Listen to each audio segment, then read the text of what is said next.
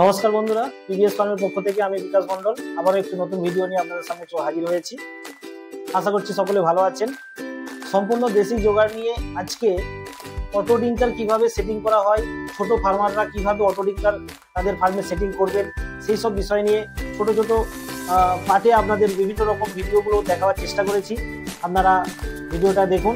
যারা ফার্মিং করেন তারা জানেন নিশ্চয়ই যে অটো ডিঙ্কার বাদ দিয়ে যদি আমি ম্যানুয়াল ডিঙ্কারের কথা বলি, ম্যানুয়াল ডিঙ্কারে অনেকটা কাজ আমাদের বেড়ে যায়। আমরা অটো ডিঙ্কারকে যখন ইউজ না করি, ম্যানুয়াল ডিঙ্কারে দেখবেন বারবার ধোয়া, দিনে দুবার তিনবার জল চেঞ্জ করা, সেখানে একটা অতি পরিশ্রমের কাজ হয়ে থাকে। তো আমরা অটো ডিঙ্কার ইউজ করে কিভাবে 70% পর্যন্ত আমাদের সেই সারাদিনের কাজকে কমিয়ে আনতে পারি, সেই বিষয়টাকে আজকে আমি আপনাদের সামনে তুলে ধরার চেষ্টা করেছি। তো আসুন ভিডিওটা শুরু করা যাক। ভিডিও শুরু করার আগে বলে রাখি, যারা ফেসবুক চ্যানেল থেকে ভিডিওটিকে দেখছেন তারা অবশ্যই পেজটিকে ফলো করবেন, এবং যারা পিবিএস ফার্মের ইউটিউব চ্যানেল থেকে ভিডিওটিকে দেখছেন তারা অবশ্যই সাবস্ক্রাইব করবেন। আর ভিডিওটি যদি ভালো লেগে থাকে আপনারা অবশ্যই লাইক করবেন, এবং পরবর্তীকালে কোন বিষয় নিয়ে আপনারা ভিডিও দেখতে চাইছেন সেই বিষয়ে কমেন্টে আমাকে অবশ্যই জানাবেন। চলুন তাহলে ভিডিওটাকে শুরু করা যাক।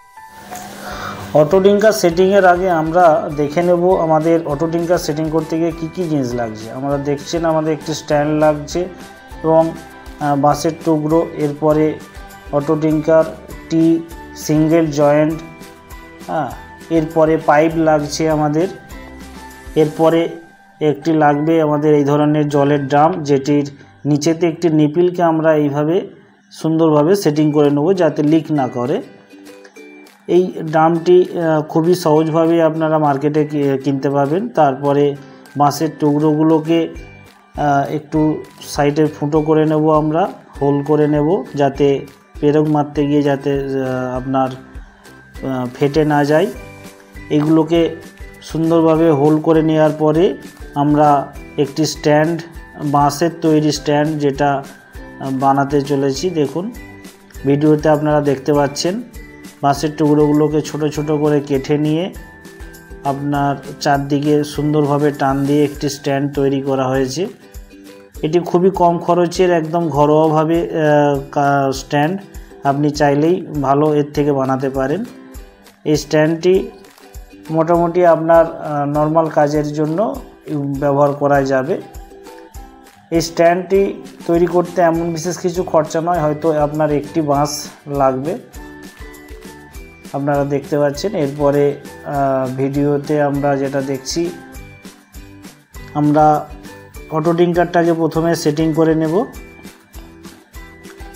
ভিডিওতে দেখতে পাচ্ছেন অটো ডিঙ্কারটা সেটিং করে নিয়ে এর নিচের যে অংশটা থাকে বোতলের মতো, ওই অংশটিতে আমরা একটু ওয়েট দেওয়ার জন্য প্রয়োজনে ওতে জল, বালি বা ছোট কাঁকড় ওর মধ্যে ভর্তি করে নিতে পারি, যাতে ভারী অংশটা নিচের দিকে থাকতে পারে এবং তবেই অটো ডিঙ্কারটি কাজ করবে। এর মধ্যে আমরা এখানেতে জল ভরে নিয়েছি, আপনারা চাইলে বালি বা কাঁকড় ভরতে পারেন। সেম এইভাবে আপনারা এটাকে এঁটে অটো ডিঙ্কারের পেছন দিক দিয়ে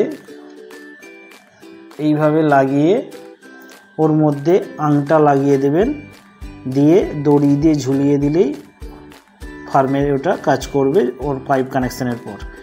এরপরে আমরা দেখে নেব অটো ডিঙ্কারের পায়ে দড়িটা যেভাবে লাগাতে হয় সেটা হচ্ছে ফ্লেক্সিবল থাকা দরকার, যেটাতে আপনার প্রয়োজনে উপর নিচে করতে পারেন। প্রথমে দেখুন এই হলদে অংশটির এক সাইডে আমরা দড়িটাকে বেঁধে নিয়েছি, বেঁধে নিয়ে অপর অংশটা ডিঙ্কারের পিনটার যে রয়েছে, আপনার আংটাটা যে রয়েছে ওই আংটাটার এক সাইড দিয়ে গলিয়ে তারপর অপোজিট হলদে অংশের অপোজিটের যে হোলটা রয়েছে ওই হোল দিয়ে ভালোভাবে গলিয়ে নিয়ে একদম ডাইরেক্ট উপরেতে বেঁধে দেওয়া যাবে। এবং আপনারা দেখতে পাচ্ছেন কিভাবে এটা উপর নিচে করছে। এইভাবে আপনারা ওটাকে চাইলে কমাতে বা হাইট বা নিচু করতে পারেন। এরপরে আমাদের যেগুলো লাগবে অটো ডিঙ্কার সেটিং করতে গেলে সেটা হচ্ছে টি লাগবে। এই ধরনের আমরা টি ব্যবহার করব পাইপ কানেকশানের জন্য। প্রয়োজনে আমাদের সিঙ্গেল জয়েন্টও প্রয়োজন লাগতে পারে, আমরা এই সিঙ্গেল জয়েন্টও এখানেতে প্রয়োজন হবে। এরপরে আরও যেটি আমাদের প্রয়োজন হবে নিপিল ডিঙ্কার, যেটা আমাদের অটো ডিঙ্কারের জলের ড্রামেতে সেট করতে হবে এবং প্রত্যেকটা অটো ডিঙ্কারকে কানেকশান করার জন্য পাইপ লাগবে, তাই আমাদের পাইপ এখানে আনা হয়েছে, পাইপ আছে। এরপরে আমরা অটো ডিঙ্কারগুলোকে ফার্মে ঝুলিয়ে দিয়ে ওর মধ্যে সমস্ত ডিঙ্কারগুলোকে একসাথে পাইপ কানেকশান করে দিচ্ছি। আপনারা ভিডিওতে দেখতে পাচ্ছেন পাইপটাকে খুব সুন্দরভাবে কানেকশান করে দিয়ে একটা থেকে আর একটা পাইপ কানেকশান কমপ্লিট করে তারপর সেটিকে আমরা ট্যাঙ্কের মাধ্যম দিয়ে কানেক্ট করে দেব।